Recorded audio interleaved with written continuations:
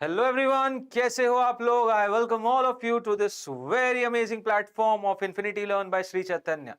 My name is Adarsh Rai and आप सभी का स्वागत है इस बहुत ही बेहतरीन से चैनल पे, जहां पे पढ़ाई की बातें होती हैं, रैंक निकालने की बातें होती हैं, रिजल्ट ओरिएंटेड बातें होती हैं और ऐसी बातें होती हैं जिससे आपके ओवरऑल लर्निंग आउटकम में बढ़ोतरी मिले, जिससे आपका overall learning outcome day by day बढ़ता चला जाए, आप अपने ड्रीम कॉलेज के पास और पहुंच जाए और अपना सिलेबस बहुत अच्छी तरीके से कवर भी कर पाए। ठीक है, और इसी को लेकर आया हूं आज मैं बहुत ही ज्यादा important questions laws of motion के, जो कि बेसिकली जान है, जो कि बेसिकली क्रक्स है। आपको यहां पे आज लॉज ऑफ मोशन का एक बहुत अच्छा फील मिल जाएगा कि यार किस टाइप के क्वेश्चंस आते हैं, किस टाइप की एनालिसिस स्ट्रैटेजी मुझे बना के रखनी है लॉज ऑफ मोशन के क्वेश्चंस करने के लिए, क्या अप्रोच रहता है। तो आज काफी अच्छी अंडरस्टैंडिंग होगी, जहां पे सवालों के थ्रू हम ये जानेंगे कि यार लॉज ऑफ मोशन क्या है, लॉज ऑफ मोशन में किस टाइप के एनालिसिस की जरूरत पड़ती है, एनएलएम से क्या सवाल जवाब किए जाते हैं। तो यहां पे एक holistic kind of a session है। मैं एक ही कॉन्सेप्ट को लेके 50 सवाल नहीं कराऊंगा, मैं हर एक कॉन्सेप्ट से रिलेटेड 50 सवाल कराऊंगा, जिससे कि 50 कॉन्सेप्ट आपके कवर हो सके। तो बहुत मजेदार सा सेशन होगा, बहुत बढ़िया सेशन होगा। सब जितने भी लोग आ गए हो अपने कामों को साइड में रखो और तुरंत फटाफट जल्दी सेशन को ज्वाइन कर लो। एक कॉपी एक पेन चाहिए, जिससे आपको बेसिकली जब मैं क्वेश्चन दिखाऊं तो आपको क्वेश्चन प्रैक्टिस करने का एक टाइम मिले और आप क्वेश्चन प्रैक्टिस करते चलो, क्योंकि सवाल लगाओगे तभी एनएलएम हो भी पाएगा। न्यूटन्स लॉज ऑफ मोशन का यही एक फंडा होता है। सर शोएब आफ्ताब को कितने दिए थे? अरे कौन है भाई शोएब आफ्ताब? Pratap Singh ji, who is Shoaib Aftab? तो मेन मुद्दे की बात यह है कि यार जो चैप्टर है पूरा का पूरा न्यूटन्स लॉज ऑफ मोशन, वो पूरा का पूरा चैप्टर बेस्ड है सवालों पे। सवाल करो और कॉन्सेप्ट जानो, कॉन्सेप्ट आएगा ही सवालों से, और वही स्ट्रैटेजी के तहत हमें आज का पूरा एनालिसिस भी करना है। ठीक है, तो आओ देखते हैं सबसे पहला सवाल। अब पहले एक जरा फटाफट रिवीजन कर लेते हैं कि पिछले सेशन में हम लोगों ने क्या किया था। इसका एक पिछला सेशन हो चुका है जिसमें हमने न्यूटन्स लॉज ऑफ मोशन शुरू किया था। न्यूटन्स लॉज ऑफ मोशन से रिलेटेड हमने बातें कुछ ये की थी, हमने first law, second law, third law समझ लिया था। मेनली जो अब गेम चलेगा वो सेकंड लॉ से रिलेटेड चलेगा, यानी कि F is equal to m a. इस पे मेन गेम होगा, और ये बेसिकली F क्या है? ये F नेट है कि बॉडी पे जो नेट फोर्स रहेगा वो बेसिकली मास टाइम्स एक्सेलरेशन के बराबर होगा। किसके बराबर होगा? मास टाइम्स एक्सेलरेशन के बराबर होगा। तो हर बॉडी पे मुझे एक नेट फोर्स कैलकुलेट करना है और उस नेट फोर्स की वैल्यू को पता करना है। नेट फोर्स की वैल्यू पता करूंगा तो एक्सेलरेशन निकलेगा। फिर कुछ नए फोर्सेस को यहां पे हम डिफाइन करेंगे। टेंशन, नॉर्मल फोर्स ऑलरेडी हम डिस्कस कर चुके हैं, और भी स्प्रिंग फोर्स, बहुत सारे केसेस हैं, पुलिस की भी केस है। तो इन सबको डिफाइन करते चलेंगे और एनालिसिस करते जाएंगे। सबसे पहला केस देखो, ये सिंपल सा क्वेश्चन ये है कि भाई एक ब्लॉक है जिसपे 50 न्यूटन का फोर्स लग रहा है। संस्कृति, गुड इवनिंग यार बेटा, हाउ आर यू? सो एक 50 न्यूटन का फोर्स इस ब्लॉक पे लग रहा है। It acts in the direction as shown in figure. The block is of mass 5 kg resting on a smooth horizontal surface. Find out the acceleration of the block. Simple सा case, बड़ा सरल सा case, बड़ा easy सा case. आओ इसको solve करते, कैसे करेंगे तो देखो। इन सब केसेस में बेसिकली तरीका यह रहता है कि दो प्री डिफाइंड एक्सिस के अलोंग आपको अपने सारे फोर्सेस को ब्रेक डाउन कर लेना रहता है। दो प्री डिफाइंड एक्सिस मतलब कि एक एक्सिस आपका ये हो जाएगा और एक एक्सिस आपका ये हो जाएगा। मतलब बेसिकली तुम एक्स और वाई के अलोंग सारे फोर्सेस को ब्रेक डाउन कर लोगे। एक्स और वाई के अलोंग सारे फोर्सेस को ब्रेक डाउन कर लोगे। अब एक्स और वाई के अलोंग सारे फोर्सेस को ब्रेक डाउन करना क्यों है? करना इसलिए है क्योंकि मैं दोनों ही एक्सिस के अलोंग नेट फोर्स पता करूंगा, जिसकी हेल्प से मुझे दोनों एक्सिस के अलोंग नेट एक्सेलरेशन पता चल जाएगा। और अगर मुझे नेट एक्सेलरेशन पता चल गया तो मैं ए नेट बता दूंगा कि कितनी हो जाएगी, under root of a square plus b square के हेल्प से। ओके, तो अब देखो सबसे पहला काम, फोर्सेस को ब्रेक डाउन करो सबके अलोंग। अब देखो फोर्सेस कौन कौन से? सर कुछ नहीं आता तो सबसे पहले तो एक 5G फोर्स तो बनाता हूं। वेट तो मैं बनाऊंगा, कुछ भी नहीं आता तो वेट तो मैं बनाऊंगा ही बनाऊंगा। सर आपकी कोचिंग का 2020 में air one, if you remember. यार 2023, 2020 की क्यों बात कर रहे हैं यार? 2023 में JEE में AIR1 is from Shri Chaitanya, है ना? JEE मेन 2023 में AIR 1 is from Shri Chaitanya. अपना स्टूडेंट है भाई, कुछ नहीं दिया, किसी को नहीं खरीदा, ठीक है। और 2020 तो बहुत पुरानी बात हो गई यार, ये 2023 इस साल की बात बताओ। और दूसरी चीज उद्देश्य प्रताप सिंह जी की नीट का रिजल्ट अभी आने वाला है, और नीट में भी AIR 1 we are expecting, NEET में भी AIR 1 we are expecting. Shri Chaitanya का 5 ईयर क्लासरूम प्रोग्राम का स्टूडेंट है, 5 ईयर क्लासरूम प्रोग्राम का स्टूडेंट है श्री चैतन्य का, who is expecting this rank. तो यार रैंक्स तो ओरिजिनल है बॉस, रैंक्स तो यहाँ की ही है, ठीक है। आप इन स्टूडेंट से डायरेक्टली पूछ लो कहां से पढ़े ये, तो आपको क्लियर कट आइडिया मिल ही जाएगा। ओके चलो सवाल पे आते हैं। संस्कृति आपने आंसर दे भी दिया, बहुत बढ़िया यार, वेरी गुड। चलो देखते हैं। तो यहाँ पे 50 न्यूटन के दो कंपोनेंट आएंगे, 50 न्यूटन के दो कंपोनेंट आएंगे। कौन कौन से? एक 50 न्यूटन का कंपोनेंट आएगा ये, एक 50 न्यूटन का कंपोनेंट आएगा ये 60 डिग्री का एंगल दिया, तो ये वाला कंपोनेंट कितना 50 cos ऑफ 60, और ये वाला कितना 50 sin ऑफ 60।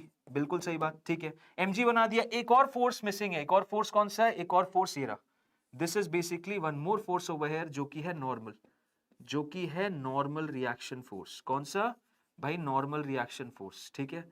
तो नॉर्मल रिएक्शन फोर्स जो है, नॉर्मल रिएक्शन फोर्स जो है वो यहां ऊपर की तरफ होगा। तो अब इस ब्लॉक का फ्री बॉडी डायग्राम बनाते हैं, इस ब्लॉक का फ्री बॉडी डायग्राम बनाते हैं कि ये 5 kg का मास था, इस 5 kg के मास पे फोर्सेस कौन कौन से थे?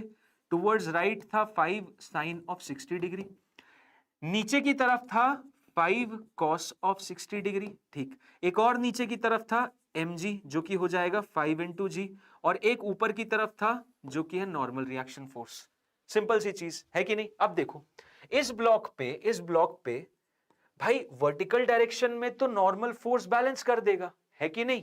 वर्टिकल डायरेक्शन में तो नॉर्मल फोर्स 5 cos 60 और 5g को बैलेंस कर देगा, क्योंकि इस फोर्स की वजह से जमीन थोड़ी तोड़ के निकल जाएगा। सोचो ये ब्लॉक है, यहां से मैं ऐसे फोर्स लगा रहा हूं, तो ये क्या मेरा हाथ फाड़ते हुए थोड़ी ये रिमोट नीचे चला जाएगा? सिंपल सी चीज यही है कि ये फोर्स की वजह से ब्लॉक नीचे तो नहीं जाएगा, नीचे नहीं जाएगा मतलब वर्टिकल डायरेक्शन में कोई मोशन नहीं है, ये देख के ही समझ में आ रहा है। यानी ऊपर वाले फोर्सेस जो हैं वो नीचे वाले फोर्सेस के बराबर ही होंगे, वो बराबर ही होंगे। 50 है, ये 50 है, सो 50 cos ऑफ 60। अब g की वैल्यू 10 ले लो तो ये 50 प्लस 50 इंटू 1/2, तो 1/2 25, यानी 75 न्यूटन। नॉर्मल रिएक्शन की वैल्यू कितनी आएगी? 75 न्यूटन। मतलब इस क्वेश्चन में नॉर्मल की वैल्यू 75 न्यूटन। हालांकि ये पूछा नहीं था बट स्टिल हमने निकाल दिया, पूछा नहीं था बट स्टिल निकाल दिया, कोई दिक्कत नहीं। अब एक्सेलरेशन होगी तो कहां होगी भाई? एक्सेलरेशन अलोंग y तो 0 होगी, ये चीज कोई बोलेगा नहीं, हमें समझना पड़ेगा। दिस इज क्वाइट अंडरस्टूड कि y के अलोंग कोई एक्सेलरेशन नहीं होगी। एक्सेलरेशन कहां होगी? x के अलोंग हो सकती है, x के अलोंग हो सकती है। कितनी हो जाएगी? x के अलोंग हो जाएगी जो भी x के अलोंग नेट फोर्स है divided by acceleration. So F net will be equal to mass times acceleration। और पूरा का पूरा कहां पे? This is along x axis। y के एक्सिस तो हमें समझ में आ गया भाई, जमीन तो फाड़ के तो ऊपर नीचे जाएगा नहीं। तो F net कितना है? F net है 50 sin 60 हो जाएगा √3/2 इज इक्वल टू मास कितना है? मास है 5 इंटू एक्सेलरेशन ये रहा 5 जाएगा 10 से, ये जाएगा 5 से, एक्सेलरेशन की वैल्यू आ गई 5√3 मीटर पर सेकेंड स्क्वायर। और बिल्कुल सही बोला आप लोगों ने, 5√3 मीटर पर second square is the correct answer. कहां जाएगा block? Towards right, towards right. Clear है? एकदम सरल सा केस, एकदम इजी सा केस, बड़ा सिंपल सा केस, आंसर निकाल दिया, ठीक। हालांकि इस लेवल के क्वेश्चन आएंगे नहीं, लेकिन ये एक अच्छा क्वेश्चन है आपको एक अंडरस्टैंडिंग देने का कि हम किस चीज में एंटर करने जा रहे हैं, हम किस चीज में एंटर करने जा रहे हैं और कैसे हम आगे बढ़ेंगे। चलो आओ देखते हैं। अब नेक्स्ट केस इसी पे क्या होता है, नेक्स्ट केस इसी एनालिसिस पे क्या होता है कि दो ब्लॉक रख देते हैं। इसके नीट प्रीवियस ईयर क्वेश्चंस में काफी सारे केसेस आए, ठीक है, काफी सारे केसेस आए कि दो ब्लॉक्स आपने रख दिए M1 और M2 और इस पे एक फोर्स लगाया, और फ्रिक्शन का केस है ही नहीं, फ्रिक्शन किस केस में है ही नहीं, फ्रिक्शन बेसिकली 0 के बराबर है। और अब यहां पे वो अलग अलग चीजें पूछते हैं। क्वेश्चन कुछ इस तरीके का रहता है कि इनके सरफेस के बीच में नॉर्मल रिएक्शन पता करो, फिर इंडिविजुअली ब्लॉक्स का एक्सेलरेशन पता करो। ये 2 ब्लॉक में भी होता है और ये 3 ब्लॉक में भी होता है। तो हम दोनों को सॉल्व करेंगे, दोनों को केसेस को देखेंगे और जानेंगे कि किस तरीके से हम कैसे करेंगे। Sir can you wait, I want to note down. ओहो देखो यार खान साहब, देखो नोट डाउन कर लो आप अच्छे से, वीडियो पॉज करके भी आप नोट डाउन कर सकते हो यार, डोंट वरी, ठीक। सो अब जो हम केस देखने जा रहे हैं, हम बेसिकली देखने जा रहे हैं दो ब्लॉक्स का सिस्टम, जहां पे हम दो ब्लॉक को चिपका के रखेंगे और उन दो ब्लॉक को जब मैंने चिपकाया तो उस पे फोर्स लगाएंगे और जानेंगे कि किस तरीके से हम मोशन को एनालाइज करेंगे। Sir once again explain previous question. देखो खान साहब, सिंपल सी चीज ये है, यहाँ पे एक 50 न्यूटन का फोर्स यहां लगाया था। इस 50 न्यूटन को, इस पर्टिकुलर क्वेश्चन को करने का तरीका यह है कि हमें सारे फोर्सेस को दो प्री डिफाइंड एक्सिस के अलोंग ब्रेक डाउन करना है, एक्स एक्सिस के अलोंग और वाई एक्सिस के अलोंग। सिंपल सी चीज। अब एक्स एक्सिस के अलोंग ब्रेक डाउन करना है तो इसका कंपोनेंट ये ले लिया, ये वर्टिकल एक्सिस के अलोंग ये हो गया 50 cos 60 50 sin 60, mg आ गया नीचे की तरफ, और ये सारे फोर्सेस मैंने यहां बना दिए, 1 2 3 4, चार फोर्सेस बने। अब y के अलोंग मोशन अलग समझूंगा, x के अलोंग मोशन अलग समझूंगा। y के अलोंग मुझे पता है कि ये y के अलोंग तो मूव हो ही नहीं सकता। क्यों नहीं हो सकता भाई? जमीन को तोड़ के थोड़ी नीचे जाएगा, तो y के अलोंग एक्सेलरेशन 0 होगी, और ये 0 होगी यानी कि जितने ऊपर वाले फोर्सेस है नीचे वाले फोर्सेस के बराबर होंगे, तभी y के अलोंग नेट फोर्स 0 होगा। मतलब नॉर्मल की वैल्यू यहां से आ जाती है 75 न्यूटन। पूछा नहीं था तब भी निकाल दिया। अब इसका जो एक्सेलरेशन होगा कहां होगा? राइट की तरफ, तो 50 sin 60 इसका नेट फोर्स हो गया। Net force will be equal to mass times acceleration, उससे एक्सेलरेशन आ जाता है 5√3। अब बढ़ते हैं अगले सवाल की तरफ, अगले केस की तरफ, कॉन्सेप्ट की तरफ, जहां पे दो मासेस रखे हुए चिपका के और इस पे एक एफ लगाए। तो इसका अप्रोच बताता हूं, इसका अप्रोच क्या है, इस सवाल को करना किस तरीके से। तो देखो, सबसे पहले यहां पे क्या करते हैं, दोनों बॉडीज का एक नेट सम ले लेते हैं, दोनों बॉडीज का एक नेट मास ले लेते हैं। तो यहां पे क्या कंसीडर करेंगे कि वो एक बॉडी ना होके दो बॉडी है, और दोनों बॉडी एक साथ ले ली, तो दोनों का मास कितना हो गया? m1 plus m2। ठीक, हमने क्या कंसीडर कर लिया? इन दोनों को एक सिंगल बॉडी कंसीडर कर लिया, इन दोनों को अलग अलग दो बॉडी नहीं माना, इन दोनों को एक सिंगल बॉडी कंसीडर कर लिया, m1 प्लस m2। और ये बॉडी जो है ये रखी हुई है एक फ्रिक्शनलेस सरफेस पे। फ्रिक्शनलेस मतलब इससे फ्रिक्शन नहीं है, और इस पे लगता है अब एक एफ फोर्स। यही अप्रोच है। दो ब्लॉक का सिस्टम लो या फिर तीन ब्लॉक का सिस्टम लो, आपको करना क्या है? आपको बेसिकली यही करना है कि आपको दोनों का एक कंबाइंड यूनिट लेना है। इसका एक कंबाइंड यूनिट लोगे और तीन में भी वही केस करोगे। तीन में भी सेम एनालिसिस रहेगा कि मैं तीनों को एक ब्लॉक मान लूंगा, और एक ब्लॉक का मास कितना हो जाएगा? m1 plus m2 plus m3, और इस पे एक फोर्स लगेगा F इधर। ठीक है, और ये भी फ्रिक्शनलेस सरफेस पे रखा हुआ है। This is also kept on a frictionless surface. Clear है?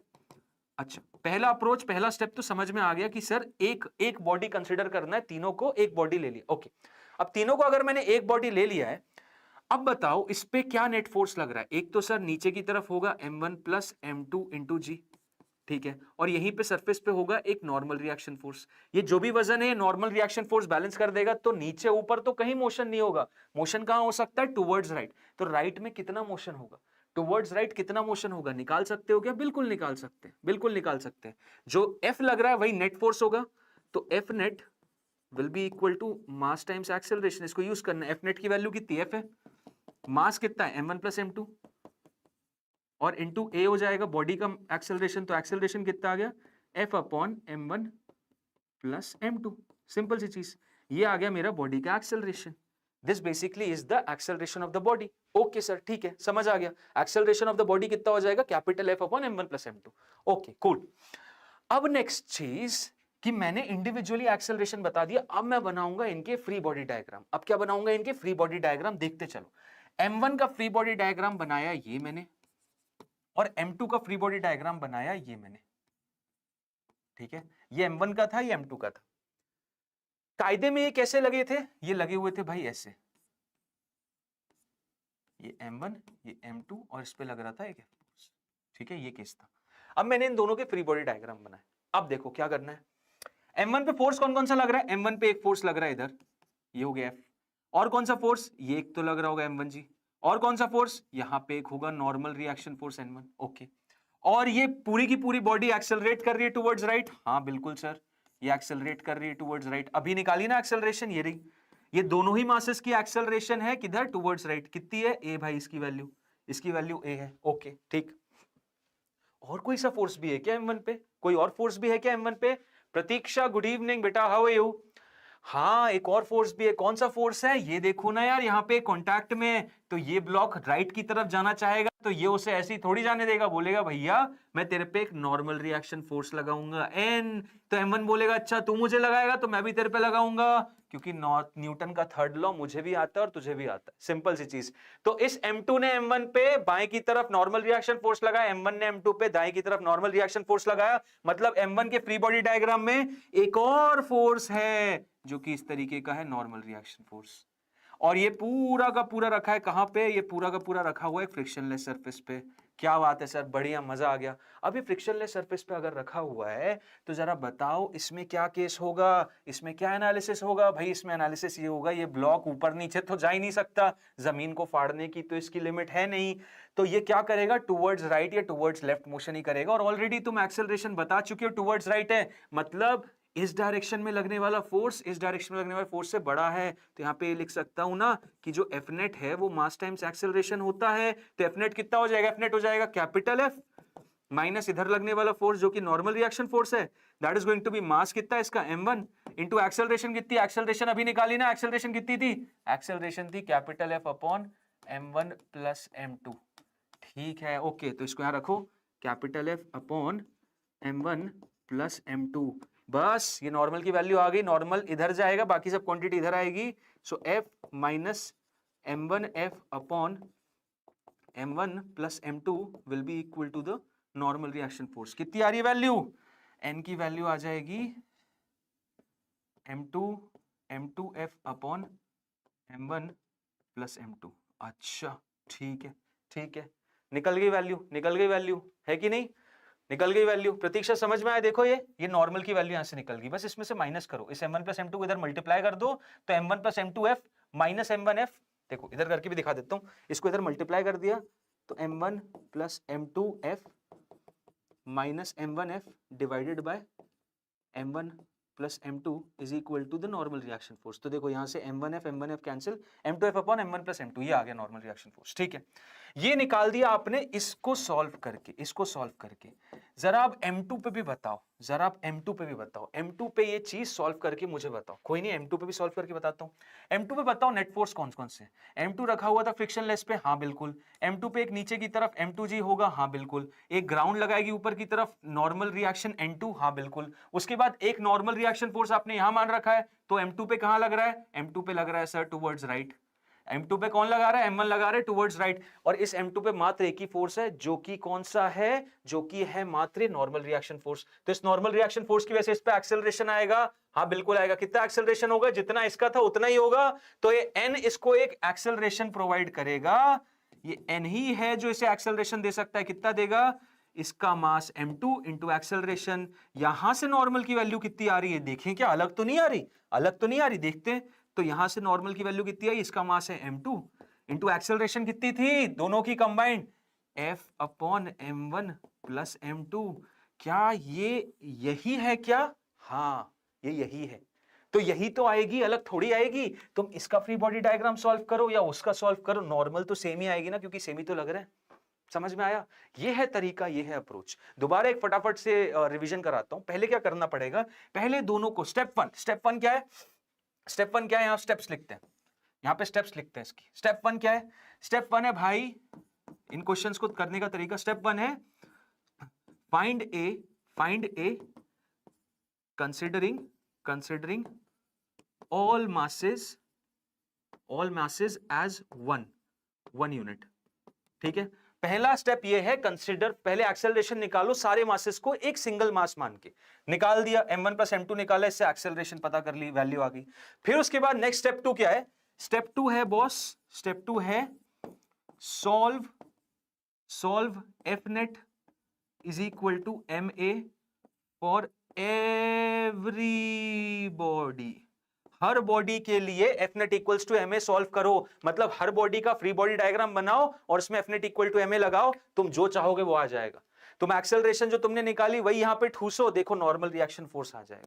समझ रहे हो बात को, ये अप्रोच है, यही तरीका है। और यही तरीका मैं 3 बॉडी के सिस्टम पे भी लगाऊंगा। किस पे लगाऊंगा भाई? ये तीन बॉडी का जो सिस्टम है इस पे भी वही लगाऊंगा। इसको भी कर लें क्या फटाफट? इसको भी करते हैं। डाउट आए तो मुझे बताना और मेरी हेल्प करना चाहो तो भी बताना। इसमें हम क्या पता करना चाहेंगे? इसमें भी हम यहाँ पे नॉर्मल रिएक्शन फोर्स पता करना चाहेंगे। अच्छा, एक और काम की चीज आप लोग को बताना भूल गया कि यहाँ पे आपने देखा होगा ये नॉर्मल रिएक्शन 1 है, वहां पे नॉर्मल रिएक्शन 2 है।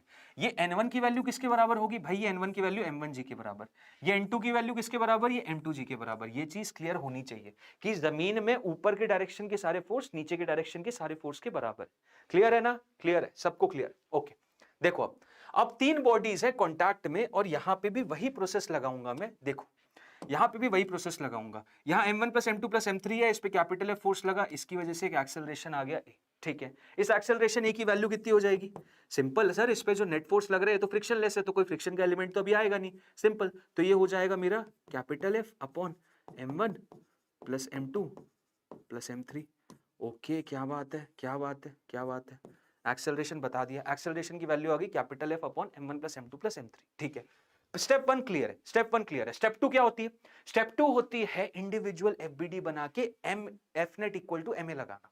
ठीक है, तो इंडिविजुअल बनाएंगे। अब देखो क्या करेंगे, M1 उठाऊंगा, M2 उठाऊंगा, M3 उठाऊंगा। M1 उठाऊंगा तो M1 पे कौन कौन से फोर्स लग रहे हैं? यहां पे देखो, इस पूरे ओवरऑल सिस्टम को ऐसे धक्का दिया तो इस M1 ने इसको धक्का देगा, तो ये N1 नॉर्मल फोर्स कौन लगाएगा? M1 लगाएगा M2 पे। तो M2 M1 को छोड़ेगा थोड़ी, M2 बोलेगा तूने मेरे पे N1 लगाया, मैं तेरे पे N1 लगाऊंगा। मतलब M1 पे कौन कौन से दो फोर्स आ गए? एक तो ये कैपिटल F आएगा और इस M1 पे एक ही M2 लगा रहा है इधर N1। तो M1 का फ्री बॉडी डायग्राम तो देखो बन गया। M1 का फ्री बॉडी डायग्राम बन गया। एक फोर्स लग रहा है कैपिटल F इधर, एक लग रहा है N1 इधर। ठीक है, और तुम बोलोगे सर नीचे ऊपर भी बता दो, तो ये लो नीचे लग रहा है M1G और इसको बोल देते हैं हम N1 डैश, N1 डैश। तो यहां से क्या एस्टैब्लिशमेंट हो जाएगा? यहां से क्या एस्टैब्लिशमेंट होगा? एस्टैब्लिशमेंट ये होगा कि पहले तो ऊपर वाला फोर्स N1 डैश M1G के बराबर है। इसको लिख दो और भूल जाओ, क्योंकि पूछा है नहीं। पूछा क्या है? पूछा है ये N1 बताओ, दोनों के बीच के नॉर्मल फोर्स N1 और N2 बताओ। कोई नहीं, ठीक है। अब ये N1 कितना होगा? तो ये क्या बॉडी एक्सेलरेट कर रही है? हाँ बिल्कुल, इसके पास एक्सेलरेशन है। कितनी है? ये रही। तो यहां पे क्या मैं लिख सकता हूं कि भाई इधर की तरफ फोर्स लगने वाला इससे ज्यादा होगा, तो F minus N1 will be equal to M1 into a. लिख सकता हूं? बिल्कुल लिख सकते हैं। तो F माइनस N1 की वैल्यू M1 इंटू एक्सेलरेशन कितना था? एक्सेलरेशन हो जाएगा F upon M1 plus M2 plus M3। ये हो जाएगा बिल्कुल सही।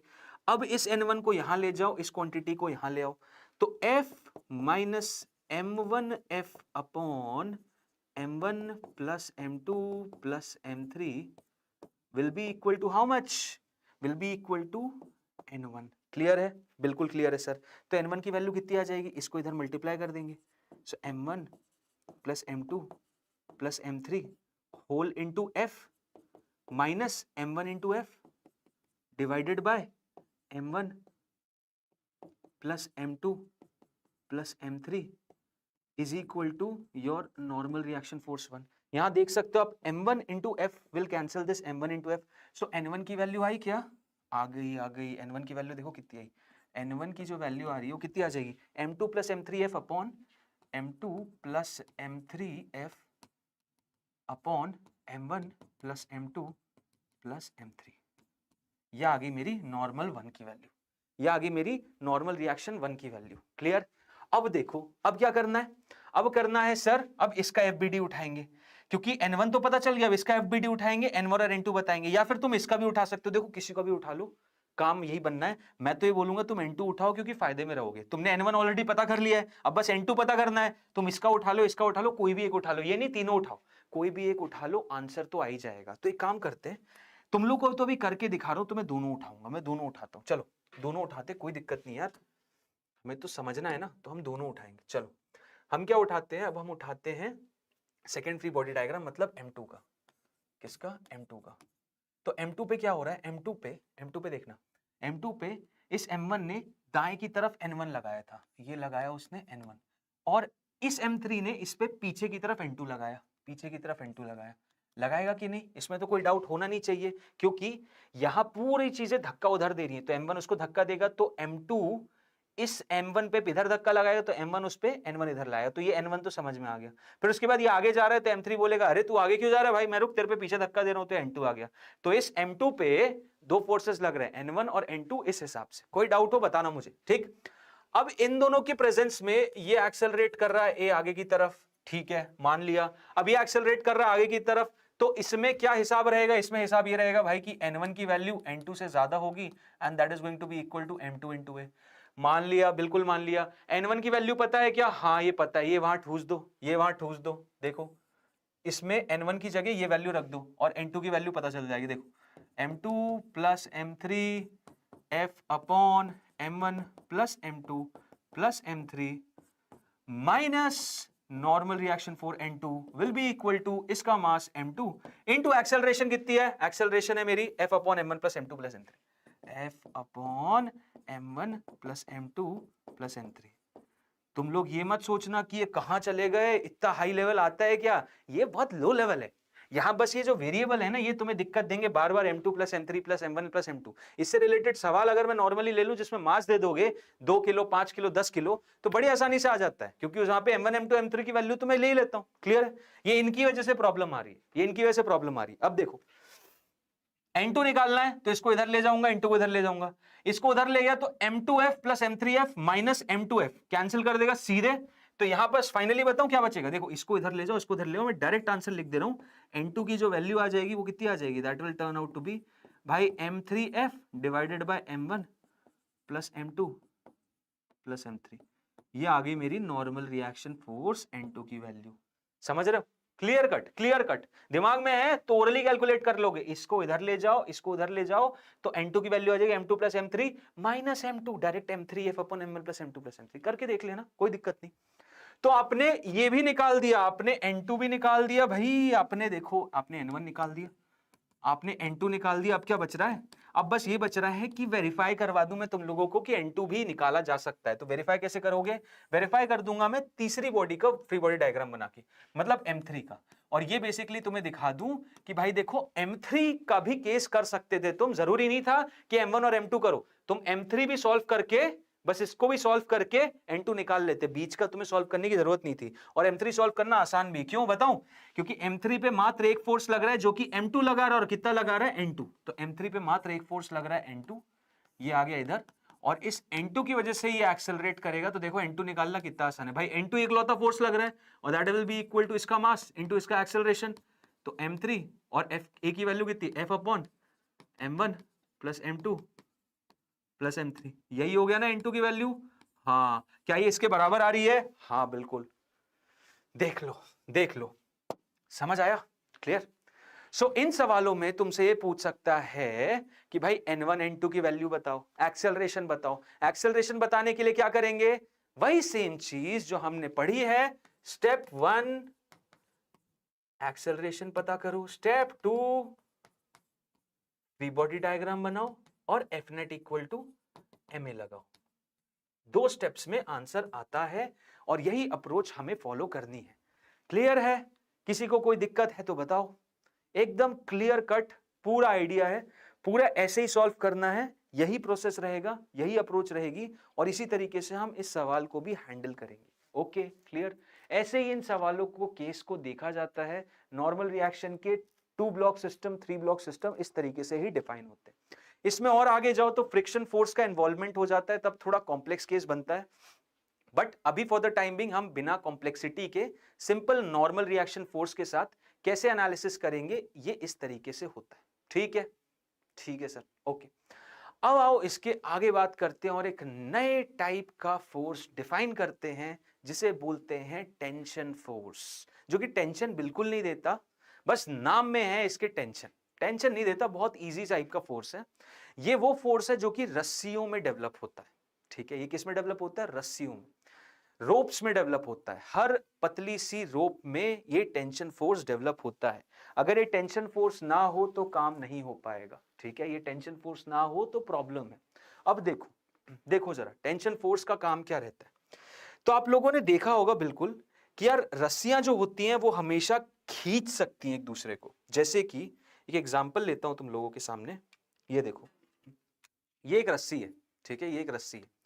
अब इस रस्सी से मैं बस खींच सकता हूं चीजों को, एक रस्सी से मैं मात्र खींच सकता हूं चीजों को, कभी भी धक्का नहीं दे सकता। मतलब इसके थ्रू मैं खींच सकता हूं।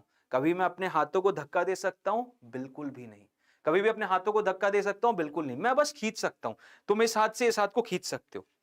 तो इसमें जो फोर्स डेवलप हो रहा है ना इस रस्सी में, ये फोर्स कहलाता है टेंशन फोर्स। रोप्स में फोर्स जो डेवलप होता है that is known as tension force. Clear है? अब ये जो टेंशन फोर्स डेवलप होता है, ये जो टेंशन फोर्स डेवलप होता है, इसकी कुछ प्रॉपर्टीज हैं, जैसे कि ये बस पुल कर सकता है, पुश कभी नहीं कर सकता। क्लियर? हमेशा कुछ प्रॉपर्टीज हैं यहां पे टेंशन फोर्स की, तो उसके बारे में वन बाय वन लिख लेते हैं। सबसे नंबर एक की प्रॉपर्टी ये है कि tension force is developed in ropes की बात करूं, स्ट्रिंग्स की बात करूं, ठीक है। कभी तुमसे ये बोले कि भाई इंसान के अंदर टेंशन डेवलप हो गया तो उसका मतलब फोर्स नहीं है। इंसान के अंदर टेंशन डेवलप हुआ उसका मतलब फोर्स नहीं है। इंसान के अंदर क्या टेंशन डेवलप हुआ तो वो अलग मतलब है। या बोले पत्थर के अंदर टेंशन डेवलप हो गया उसका मतलब भी फोर्स नहीं है, क्योंकि पत्थर के अंदर टेंशन डेवलप नहीं हो सकता। पत्थर के अंदर कोई टेंशन नहीं होता। किसके अंदर हो सकता है? मात्र रोप्स और स्ट्रिंग्स में। हर जगह तुम पूरे थ्रू आउट 11वीं में जहां पे भी जाओगे मात्र रोप्स और स्ट्रिंग्स का ही केस बनेगा और वहीं पे टेंशन फोर्स डेवलप होगा। नेक्स्ट चीज क्या है? टेंशन फोर्स जो है, टेंशन फोर्स इन स्ट्रिंग्स में जो टेंशन फोर्स है will always be pulling in nature। ठीक है? पुलिंग इन नेचर का मतलब ये है कि जैसे मान लेते हैं, ये केस मान लेते हैं, एक रस्सी से, गुड इवनिंग यार विनय प्रताप जी, क्या हाल है? एक रस्सी से तुमने एक डब्बे को या ब्लॉक को सहारा देके छोड़ दिया। जैसे यही केस मान लेते हैं, कि यहां पे मान लो इसके थ्रू मैंने ऐसे रख लिया। ठीक है? ये केस रख लिया। ओके, ये एक चार्जर है। ओके, अब मैंने इसके थ्रू इसको पकड़ के रखा है। तो ये जो रस्सी है ना, ये जो रस्सी आप देख रहे हो, ये अपने दोनों एंड्स पे, मतलब मेरे हाथ पे पता है क्या फील दे रहा है कि वो नीचे की तरफ खींच रहा है, और यहां पे पता है क्या फील आ रहा है कि इसको वो ऊपर की तरफ खींच रहा है। समझ रहे हो बात को? मतलब यही सेम रोप अपने दोनों एंड्स पे खींच रही है चीजों को। इसकी जगह अगर मैं सोचो मुझे दोनों का पूरा फुल फील लेना है, तो क्या करो, एक रस्सी को ऐसे बस पकड़ के रखो और जरा आंख बंद करके कोशिश करो सोचने की। तो तुम्हें क्या समझ में आएगा कि तुम्हारे इस हाथ पे ये जो रस्सी है नीचे की तरफ फोर्स लगा रही है, और इस उंगली पे ये जो रस्सी है ऊपर की तरफ फोर्स लगा रही है। तो दोनों ही एंड पॉइंट्स पे जो रोप होती है तुम्हें स्ट्रेच करती है, एक पुलिंग फोर्स लगाती है। और वही चीज यहां पे भी होती है कि एक रस्सी यहां पे है इस ब्लॉक पे और इस छत पे, दोनों ही डायरेक्शन में नीचे के डायरेक्शन में फोर्स लगाएगी। पुलिंग फोर्स हमेशा यहां पे डेवलप होगा। क्लियर? तो इसका मतलब है कि टेंशन हमेशा पुलिंग इन नेचर होता है। It is always pulling in nature. ठीक। नेक्स्ट चीज क्या होती है कि जब कभी भी रस्सी तुम्हारी मासलेस रहेगी ना, बहुत पतली सी रस्सी है जिसमें कोई वजन नहीं है, जैसे कि धागा, सुई धागा, तो सुई धागे वाला अगर रोप होगा तो उसमें तुम एक चीज हमेशा मान सकते हो कि through out the string tension की वैल्यू सेम रहेगी। ठीक है? So the value of tension remains same in massless string in any orientation। इसको भी समझाता हूं। इसका मतलब क्या है समझो, ये चीजें बहुत इंपॉर्टेंट है। जैसे कि मान लो रस्सी है, अब इस रस्सी को मैंने इस ओरिएंटेशन में रखा, तो इस पॉइंट पे मेरे इस राइट हैंड पे जो टेंशन फोर्स लग रहा है और लेफ्ट हैंड पे जो टेंशन फोर्स लग रहा है वो दोनों बराबर होंगे। इस ओरिएंटेशन को मैंने इस तरीके से कर दिया तो भी ऊपर जो टेंशन फोर्स लग रहा है नीचे वाले टेंशन के बराबर। इसको टेढ़ा कर दिया तो भी जो टेंशन फोर्स यहां लग रहा है और यहां लग रहा है वो दोनों बराबर होंगे। तो टेंशन फोर्स किसी भी ओरिएंटेशन में अगर ये मासलेस है तो, ये हालांकि नहीं है बट अगर ये मासलेस है तो हर ओरिएंटेशन में जो टेंशन फोर्स की वैल्यू है वो कितनी होगी? सेम होगी, हर जगह सेम होगी। ये बहुत बेसिक चीजें जो कि आपको पता होनी चाहिए। मतलब यहां पे इस ओरिएंटेशन में सेम रहेगी। अगर इसकी जगह मान लो यहां पे ब्लॉक कुछ इस तरीके का होता और ब्लॉक को कोई खींच रहा होता तो यहां पे भी जो टेंशन फोर्स लगता वो थ्रू आउट सेम होता। मतलब यहां पे टी सेम टेंशन फोर्स। उसके बाद फिर अगर मान लो इस तरीके का ओरिएंटेशन है, यहां पे एक ब्लॉक है, इसको खींचा जा रहा है इधर, तो यहां पे भी जो टेंशन लगता वो भी सेम रहता। ठीक, यहां पे जो टेंशन होता है वो भी सेम रहता। तो टेंशन अगर मासलेस है, अगर रोप मासलेस है, क्या है, मासलेस स्ट्रिंग है, स्ट्रिंग में कोई मास नहीं है, एकदम बारीक सी, एकदम हल्की सी, तो टेंशन थ्रू आउट सेम रहता है, बिल्कुल भी चेंज नहीं होता। ठीक, मतलब बिल्कुल अलग नहीं होता। तो ये कुछ पॉइंटर्स हैं जो कि हमें याद रखने, ये कुछ पॉइंटर्स हमें क्या रखने, याद रखने, क्योंकि इन्हीं पे बेस्ड आगे कहानी पूरी की पूरी टिकी हुई है। और यहां पे याद रखना, मैक्सिमम सिनेरियो में मासलेस स्ट्रिंग्स होंगी, मैक्सिमम सिनेरियो में मासलेस स्ट्रिंग्स होंगी। मैसिव स्ट्रिंग्स जब आएंगी तो थोड़ा सा सिचुएशन अलग होगी, जिसको हम अलग तरीके से पढ़ेंगे, बट मैक्सिमम केसेस किसी होंगी, मासलेस स्ट्रिंग्स की होगी। और अभी पुली इंट्रोड्यूस होगा तो वो भी मासलेस पुलीज होंगे। तो आओ देखते हैं जरा, कुछ सिचुएशंस हैंडल करते हैं इससे रिलेटेड, और प्रॉब्लम सॉल्विंग कैसे होगी इसमें। तो आओ देखो, सबसे पहला केस ये आ जाता है कि दो डब्बे हैं M1 और M2 के, इन दोनों डब्बों पे एक फोर्स इधर लगा दिया तुमने F, और दोनों डब्बों को कैसे बांध रखा था, दोनों डब्बों को तुमने बांध रखा था एक रस्सी से, दोनों डब्बों को तुमने कैसे बांध रखा था, रस्सी से। अब इस टाइप का क्वेश्चन कैसे करना है, तो इसमें भी वही स्टेप यूज करूंगा जो कि मैंने नॉर्मल रिएक्शन में फॉलो किया। स्टेप 1 इसमें क्या हो जाएगा, स्टेप 1 ये रहेगा कि इन दोनों को एक कंबाइंड मास मानो, consider the bodies, consider the bodies to be combined mass. ठीक है, कंबाइंड मास मानो दोनों को, कंबाइंड मास मान लिया, मतलब कि ये बॉडीज हो गई M1 प्लस M2 के बराबर, M1 प्लस M2 के बराबर, कंबाइंड मास मान लिया। अब कंबाइंड मास मारा, इनमें एक फोर्स लग रहा है इधर, सिंपल सी चीज, बीच का टेंशन भूल जाओ, अभी पता भी नहीं है टेंशन लग रहा है कि नहीं लग रहा, बस ये पता है तुम्हें ये M1 है ये M2 है, मतलब ये टेंशन भूल जाओ, सेम चीज ये है मात्र कि इस डब्बे को ऐसे खींच रहे हैं, बस खत्म बात। ये M1 मास है, ये M2 मास है, और ये जिस सरफेस पे रखा है वो फ्रिक्शनलेस है। ठीक है, बस इतना पता और कुछ नहीं पता, बस इतना पता और कुछ नहीं पता। अब इसको अगर मैं बाएं की तरफ F से खींच रहा हूं तो इसका एक्सेलरेशन कहां होगा, ऑब्वियसली भाई टुवर्ड्स लेफ्ट होगा। ए की वैल्यू कितनी हो जाएगी, F upon M1 plus M2। ये तो सर वैसे ही बढ़ रहे हो आप, जैसे अभी आपने नॉर्मल रिएक्शन फोर्स करवाया था 2 ब्लॉक्स के लिए। हाँ, मैंने कब मना किया, वैसे ही बढ़ रहा हूं, और यही तरीका बढ़ने का, यही तरीका है बढ़ने का। तो स्टेप 1 तो समझ में आ गई। तो स्टेप 2 में मतलब वही वापस फ्री बॉडी डायग्राम बना के individually F net equals to MA लगाना है। हाँ भाई हाँ, मतलब स्टेप 2 में जैसा पुराना केस हुआ वैसे ही यहां पे भी स्टेप 2 में क्या होगा कि FBD बनाओ, FBD बनाओ और FBD बनाओ और F net equals to MA लगाओ, खत्म बात।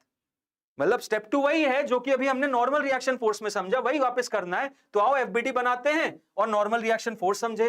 तो FBD बनाओगे अगर, तो M1 का FBD ये हो गया, ये M1 है, इस पे फोर्स का लग रहा है F, इस पे T टेंशन कहां लग रही है। अब जैसे अभी मैंने समझा कि टेंशन हमेशा खींचता है, टेंशन हमेशा खींचता है sir. The moment when string is pulled the acceleration would be different and after both are moving acceleration is different, so tension is varying with time. देखो, when the moment the string is pulled the acceleration would be different। देख भाई, simple सी चीज ये है, acceleration किस पे depend करता है, एक्सेलरेशन डिपेंड करता है F net is equal to F net पे, F net is equal to mass into acceleration. अगर तुम ये केस बोल रहे हो, जैसे कि ये रस्सी है, मेरे हाथ को एक मास मान लो, ठीक है, अब मैंने अभी खींचा, तो मान लो मैंने जो खींचा है उसका टेंशन सेम, उसका टेंशन सेम है, क्लियर, मैंने जो खींचा उसका टेंशन सेम है। मेरे हाथ पे और कौन फोर्स लगा रहा है, कोई भी नहीं, बस दाएं की तरफ फोर्स लग रहा है।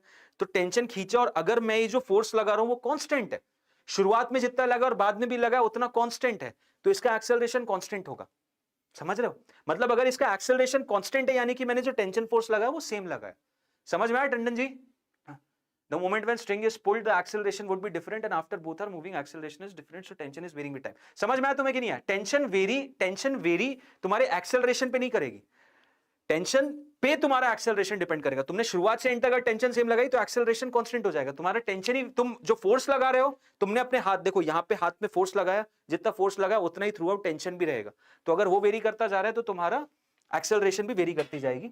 और डोंट वरी, अभी इतना ज्यादा तुम डिटेल में मत जाओ, और तुम्हारे अंदर की जो इंद्रियां हैं वो खुलेंगी, ठीक है, बहुत सारी अभी एनालिसिस बचा हुआ है टेंशन से रिलेटेड, इतने सवाल जवाब करने हमें, रस्सी पे ऊपर कैसे चढ़ते हैं, ठीक है, 2 मंकीज, जो HCV का बहुत फेमस प्रॉब्लम है, 2 मंकी इधर उधर चल रहे हैं, एक बंदा एक की टांग पकड़ा, वो ऊपर चलने की कोशिश कर रहा है, फिर कुएं से पानी निकालना, ये सब टेंशन की बहुत स्टैंडर्ड प्रॉब्लम्स है जिन्हें हम सॉल्व करेंगे और जिन्हें हम समझेंगे और जानेंगे कैसे होता है।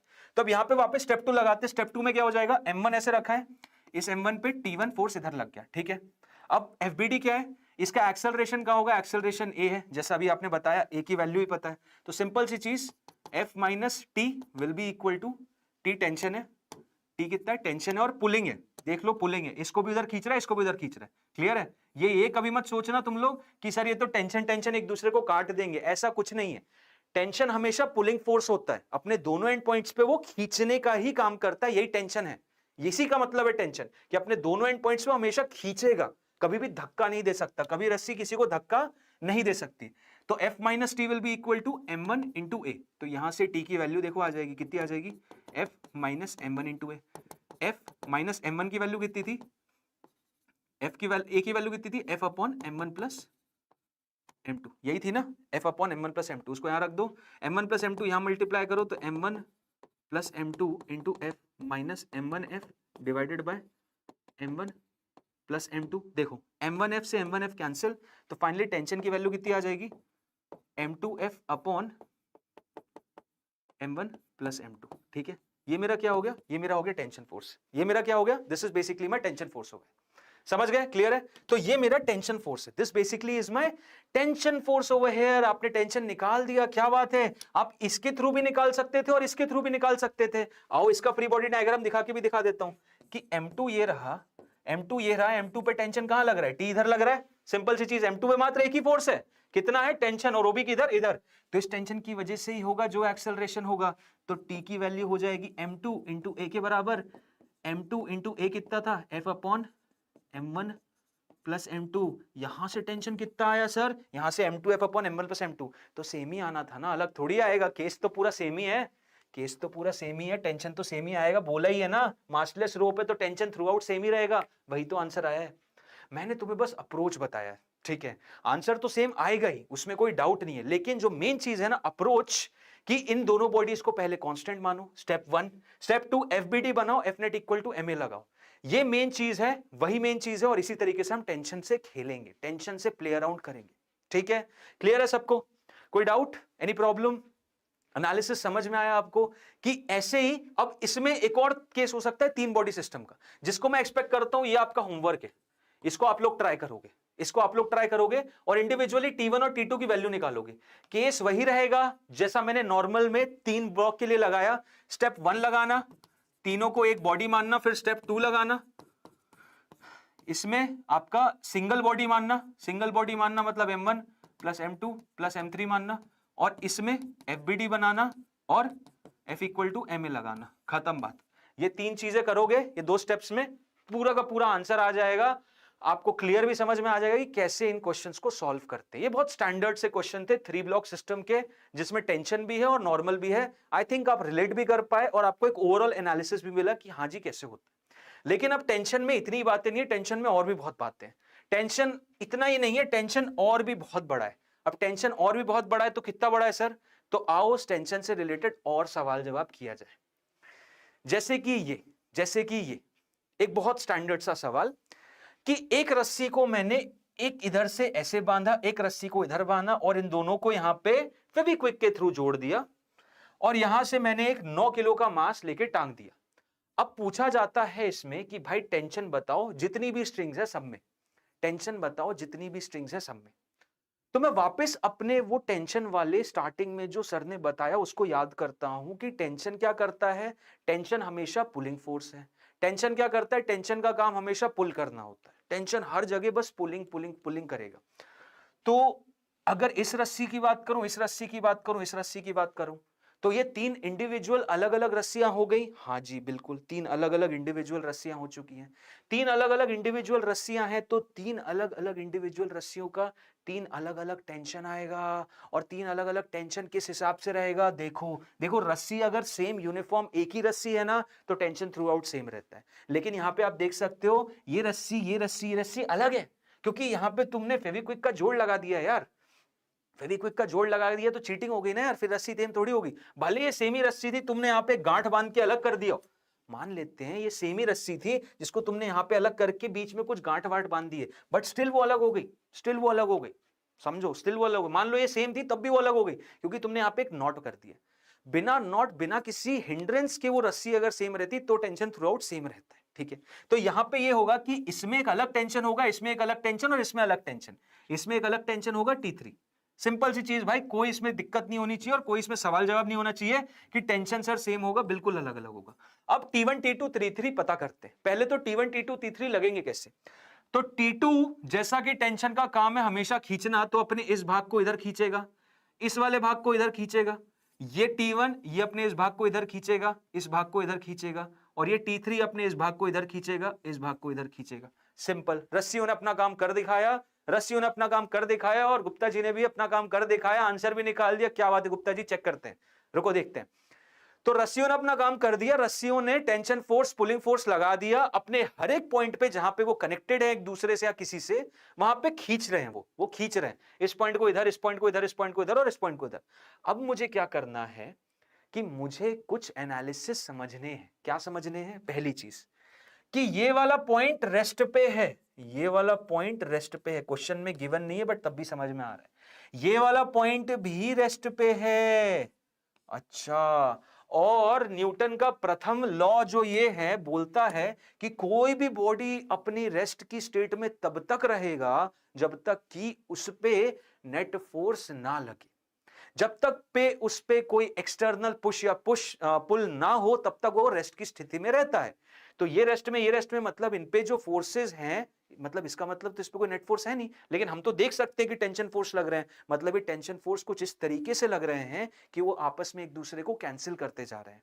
मतलब ये T1 ये T2 और ये T3 आपस में एक दूसरे को कैंसिल कर रहा है, इस पे जो फोर्सेस हैं वो आपस में एक दूसरे को कैंसिल कर रहे हैं, और यही रीजन है कि ये वाला पॉइंट रेस्ट पे।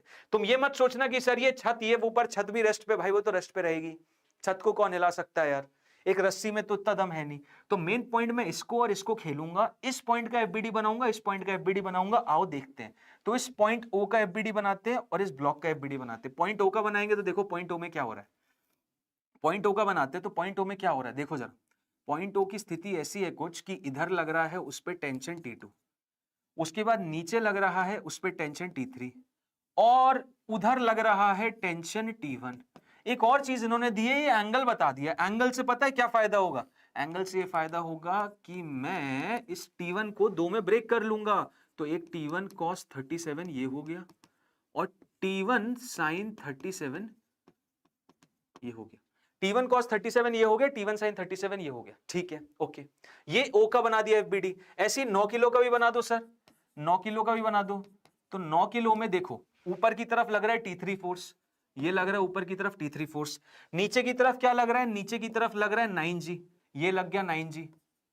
ठीक है, ओके, बढ़िया बढ़िया। वो भी रेस्ट पे, ये भी रेस्ट पे, वो भी रेस्ट पे, ये भी रेस्ट पे। तो वो रेस्ट पे है तो उससे क्या समझ में आ रहा है? अरे T3 की तो वैल्यू शायद पता चल गई। T3 आ रहा है 9G, मतलब 90 न्यूटन। मुबारक हो भाइयों, T3 निकाल दिया हमने। क्या बात है, पता भी नहीं था इतना आसान होगा। T3 निकाल दिया हमने, T3 की वैल्यू आ गई 90 न्यूटन। 9G ऊपर लग रहा है, T3 नीचे ऊपर लग रहा है, 9G नीचे लग रहा है, और ये बेचारा रेस्ट पे। तो T3 की वैल्यू तो पता चल गई। क्या बात है, क्या बात है। आपने 90 न्यूटन T3 निकाल दिया। और देखो अब T3 पता चल गया तो यहां पे घुसते हैं। T1 sin 37 T3 के बराबर होगा ना, क्योंकि ये बेचारा भैया तो रेस्ट पे, यानी ऊपर वाला नीचे वाले के बराबर। मतलब T1 sin ऑफ 53 डिग्री तुम्हारा T3 के बराबर होगा। T3 कितना है? T3 तो तुम्हारा 9G यानी 90 न्यूटन के बराबर है। sin 53 की वैल्यू पता है क्या किसी को? What is the value of sin 53? भाई जिन जिन को नहीं पता, मौका यही क्लास में मिलेगा, गलतियां एग्जाम में मत दोहराना। 3 4 5 का स्टैंडर्ड पाइथागोरियन ट्रिपलेट होता है, और जिसमें 3 के सामने वाला एंगल 37 होता है, 4 के सामने वाला 53 होता है। बहुत ज्यादा पूछे जाने वाला ये केस होता है, और जिसमें जिसमें आपको क्या पता करना है? sin 53। तो sin 53 कितना हो जाएगा? sin 53 परपेंडिकुलर हाइपोटेनियस मतलब 4/5। So T1 into 4/5 will be equal to 9G यानी 10। ये इधर जाएगा, बचेगा 450, 450/4, 450/4। तो 450/4 कितना आ जाएगा? This will turn out to be 1,1,2.5 newton. T1 भी निकाल दिया यार, देख लो भाई, T1 भी निकाल दिया। और क्या चाहिए? T1 की वैल्यू भी बता दी आप लोगों ने। अब क्या बताना है? अब T2 बताना है। यार T1 150 आ रहा है क्या? गुप्ता जी T1 की वैल्यू 150 आ रही है क्या? T1 sin 53 90 into 3 4/5 नहीं, सही तो किया यार, सही तो किया है ब्रो, है कि नहीं? सही किया है ना? T1 into sin 37 T1 into ओहो साइन 37 है, साइन 53 थोड़ी है, इट इज साइन 37, साइन 53 क्यों ले लिया? यहाँ पे साइन 37 होगा, यहाँ पे साइन ऑफ 37 होगा, ये है ना T1 साइन 37 T3 के बराबर, T1 साइन 37 T3 के बराबर। साइन 37 की वैल्यू 4/5 नहीं है, 3/5 है। कितनी है? 3/5 है। क्लियर? और ये 3 इससे जाएगा 30 से, तो ये 50 मल्टीप्लाई होगा तो 150 आंसर आएगा, 150 आंसर आएगा। थैंक यू यार Gupta ji, you just saved myself, आपने मुझे बचा लिया, you saved me. 150 is the correct answer, बिल्कुल सही बोला, एकदम सही। सो T1 की वैल्यू कितनी आ गई? 150, क्योंकि 3/5 होगा, 3 3 90 और 30 गुणे 5 150। और ऐसे ही T1 cos 37 की वैल्यू कितनी होगी? T1 cos of 37 की वैल्यू हो जाएगी T2 के बराबर। तो T1 निकाल लिया ना? हाँ निकाल लिया, 150, और cos 37 होता है 4/5 इज इक्वल टू T2, 5 जाएगा 30 से, और 30 गुणे 4 120, तो T2 की वैल्यू आ गई 120 न्यूटन। क्या बात है सर, क्या बात है। तो हमने T1 T2 T3 तीनों निकाल लिया, we have nailed it, thank you. Clear है everyone? Gupta ji very good यार, आपने आंसर निकाल दिया, दैट्स ब्रिलियंट। अच्छा लगा यार कि you have understood the case completely, very good.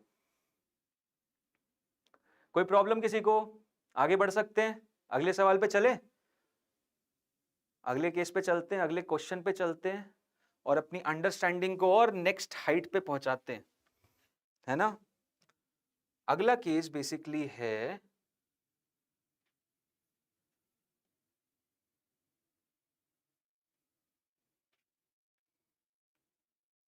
देखो, ये केस तो हमने कर लिया, तो अब शुरू करते हैं हमारा पुली वाला केस। अब केस शुरू करते हैं हमारा पुली वाला। अब पुली का केस क्लियर करते हैं, ठीक है? पुली से शुरू करते हैं, पुली से आरंभ लगाते हैं, क्योंकि अब मजा यार देखो और चीजें, नई नई चीजें इंक्लूड करने का है। तो अब शुरू करते हैं अपना पुली का एक केस, ठीक है? अब देखो पुली में क्या है एक सिनेरियो। पुली आप लोगों ने देखा होगा, आप में से पता नहीं कितने लोग जिम जाते नहीं जाते।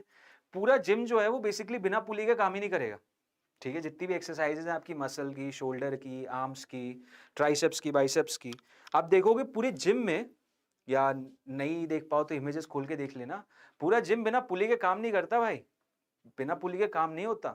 और पुली का मतलब मेजरली तुम जो कहीं पे यूजेज देख सकते हो अपने आसपास, तो वो वही है जिम में। और उसके ओरिएंटेशन को और देख के समझने की कोशिश करोगे ना, तो और आनंद आएगा, क्योंकि वो जो जिस हिसाब से डेवलप की जाती है कि एक यहाँ पे एक बंदा खींच रहा है, यहाँ एक पुली है, यहाँ से इधर जा रहा है, फिर ये इधर जा रहा है, और फिर यहाँ पे एक पुली है, और ये पुली इधर कनेक्टेड है, और यहाँ पे बहुत सारे मासेस लगे हुए हैं, ठीक है? तो अल्टीमेटली खींच यहाँ रहा है, लेकिन इतने कनेक्शंस के बाद जाके यहाँ पे हो रहा है।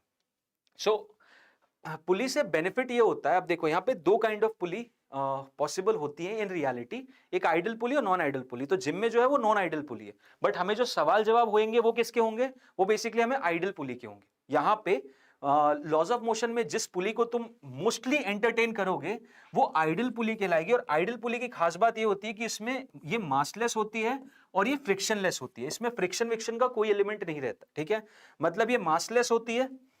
मोस्ट ऑफ द पुली, जो आइडल पुली तुम देखोगे वो कहां होगी? एनएलएम में, खासकर से एनएलएम में। और जैसे ही मैं रोटेशन में जाऊंगा वहां पुलीज में मास आने लगेगा।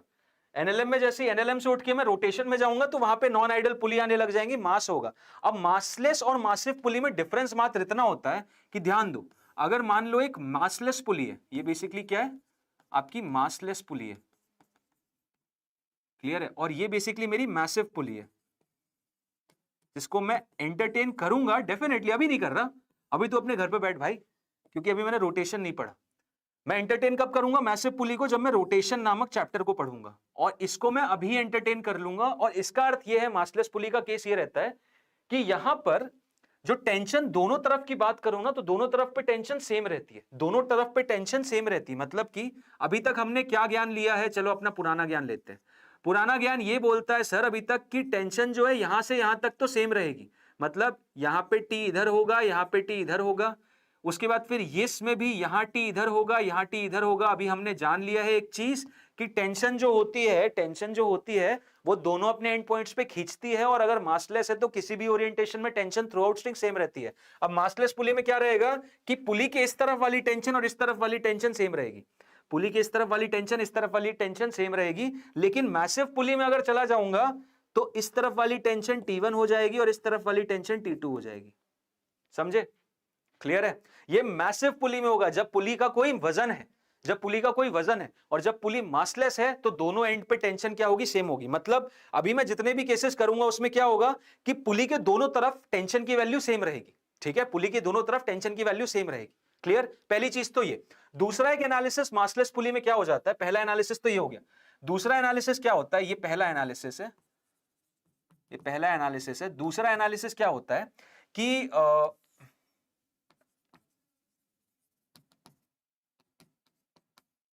एनालिसिस टू यहां लिखता हूं यार। आई सपोज आप इस चीज को याद रखोगे कि मासलेस पुली में क्या होता है। मैं एनालिसिस टू यहां लिखता हूं कि क्योंकि आपकी पुली जो है वो क्या है, आपकी पुली मासलेस है। तो देखो, जिस भी ओरिएंटेशन में मैं रखता हूं, जिस भी ओरिएंटेशन में मैं रखता हूं, सपोज करते इधर रखा, या फिर ऐसे रखा, या फिर इस तरीके से रखा, ठीक, तो क्योंकि ये मासलेस पुली, और मान लो पुली ऊपर नीचे जा रहा है, पुली मासलेस है और ऊपर नीचे जा रहा है, तो भाई अगर ऊपर के डायरेक्शन में मान लेते हैं, एक केस उठाते हैं कि ऊपर T1 फोर्स लग रहा है और यहां पे तो T2 और T2 लगेगा, यहां पे तो T2 लगेगा, क्योंकि अभी जस्ट बता दिया मैंने कि टेंशन इस तरफ और इस तरफ दोनों तरफ सेम रहता है। तो यहां पे T2, यहां पे T2, और मान लो ये ऊपर की तरफ जा रहा है, ये ऊपर की तरफ जा रहा है, इसकी एक्सेलरेशन ये हो गई। तो सिंपल सी चीज, T1 की value T1 will be greater than 2 times T2 and that will be equal to whatever is the mass of the pulley into acceleration। लेकिन बेचारी इस पुली का कोई मास ही नहीं है। अब इस पुली का कोई मास ही नहीं है तो m into a तो जीरो हो गया। मतलब सिंपल सा केस, T1 की वैल्यू 2T2 के बराबर आता है। मतलब ये जो भी टेंशन रहता है इसके दोनों के सम के बराबर रहता है।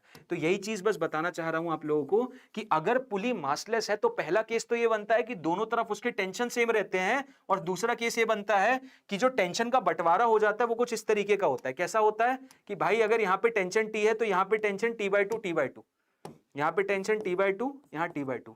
अगर यहाँ टेंशन 2T है तो यहाँ पे टेंशन T और T।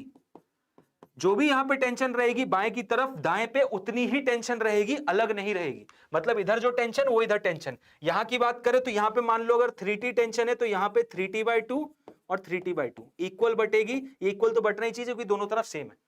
समझ में आया? क्लियर है sir? T1 is double of T2। Yes, बिल्कुल सही बोला, एकदम सही बोला, एकदम सही बोला।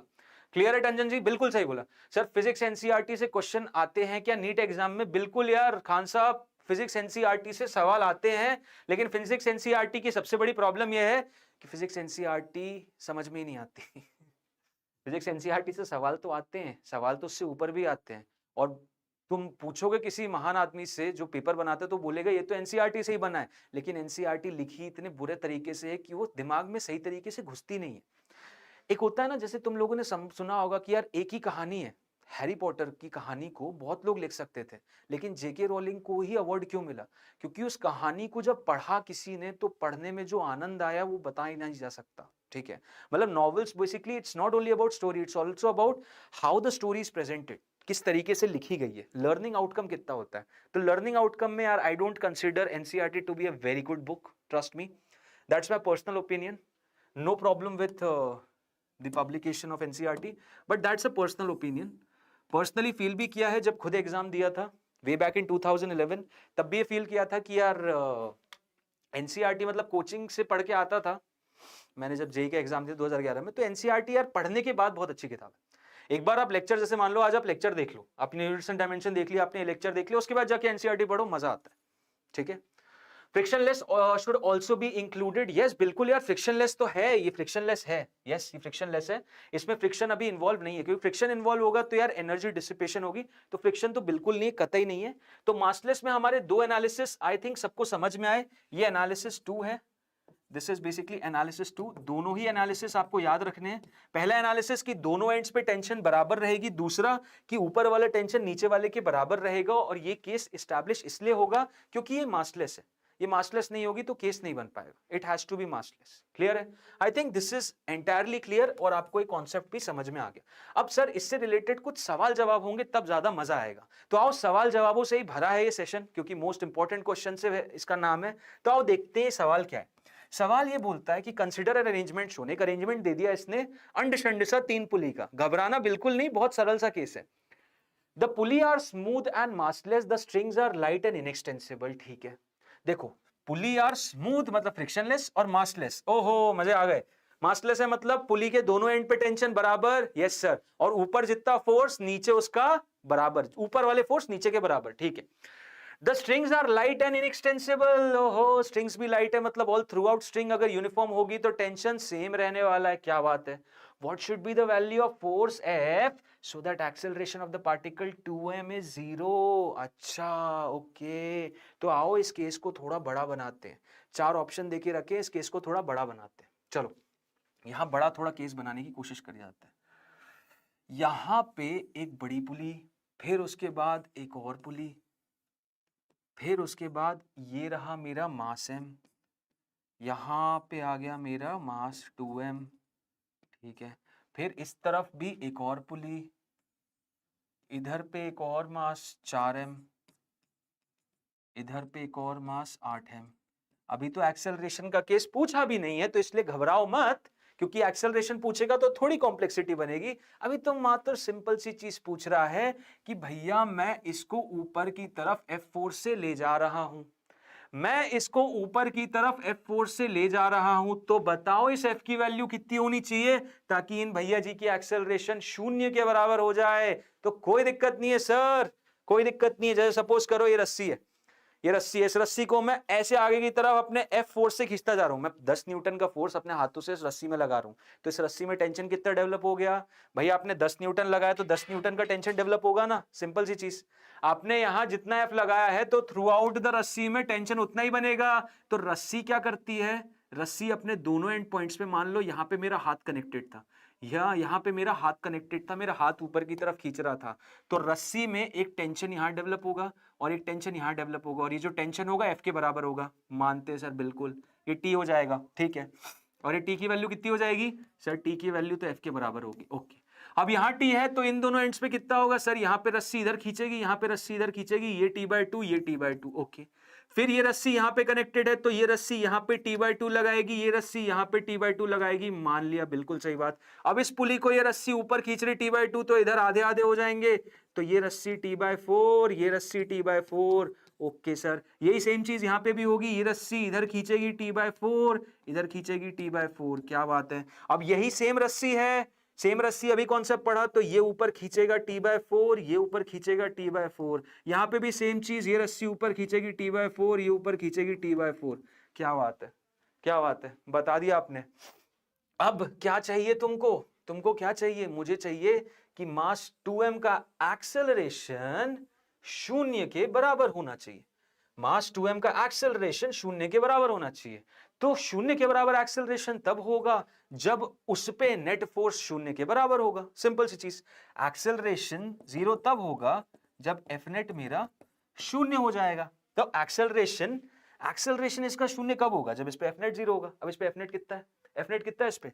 इस पे एक फोर्स लग रहा है 2mg नीचे, इस पे एक फोर्स लग रहा है 2mg नीचे, इस पे एक फोर्स लग रहा है T/4 ऊपर। तो T/4 की वैल्यू कितनी होनी चाहिए भाई? भाई T/4 की वैल्यू होनी चाहिए 2mg के बराबर। 2mg के बराबर मतलब T/4 तुम्हारा 2mg अगर हो जाएगा तो टेंशन तुम्हारी कितनी हो जानी चाहिए? 8mg। अगर ये होता है तो ये एक्सेलरेशन 0 हो जाएगा, तो टेंशन कितनी होनी चाहिए? 8mg। तो फोर्स कितना होना चाहिए? 8mg होना चाहिए ना। तो ऑप्शन है क्या? Option number C. समझ में आया क्या? नहीं यार गुप्ता जी, बी नहीं है यार, 2 से रह गए भाई आप। Option number C is the correct answer my friends. Option number C is the correct answer over here. 8mg correct answer है। अगर तुम फोर्स जो लगा रहे हैं वो 8mg के बराबर लगाओगे, अगर फोर्स 8 mg के बराबर होगा तो यहां पर वो 2m रेस्ट पे रहेगा, वो एक्सेलरेट नहीं करेगा। ठीक है, वो एक्सेलरेट नहीं करेगा। क्लियर है? ठीक है, सिंपल सी चीज ये है। ओके, एक और सवाल करें, एक और मजेदार सवाल करते हैं। आनंदमय सवाल है ये, अगला सवाल और मजेदार है। देखो, आओ सोचो इस सवाल को, मजा आ जाएगा इस सवाल को देख के। कि किसी ने कभी कुएं से पानी निकाला है? तुम में से किसी ने कुएं में से पानी निकाला है? तो तुम्हें समझ में आएगा, तुम्हें समझ में आएगा कि ये मेथड क्यों सही नहीं है और ये मेथड क्यों सही है। एक पुली के थ्रू कुएं में से पानी निकालना क्यों सही है और ये मेथड क्यों सही नहीं है, तुम्हें समझ में आएगा। और तुम्हें ये तो समझ में आएगा कि ऐसा, अच्छा चलो ठीक है, कोई नहीं निकाला, कोई दिक्कत नहीं। बट मेन प्रॉब्लम यह है कि तुम लोगों ने जरूर देखा होगा पुरानी पिक्चरों में, या यार बहुत सारी पिक्चरें निकलती है ना जो कि थीम जिनका विलेज बेस्ड है। आजकल तो देखो यार, मोटर्स लग गई हैं, इलेक्ट्रिसिटी का सप्लाई इतना ज्यादा है कि अंडरग्राउंड वाटर पंप आउट करने के लिए मोटर्स हो गई। एंड क्योंकि इलेक्ट्रिसिटी सप्लाई पहले नहीं होता था तो people used to do this mechanical kind of stuff.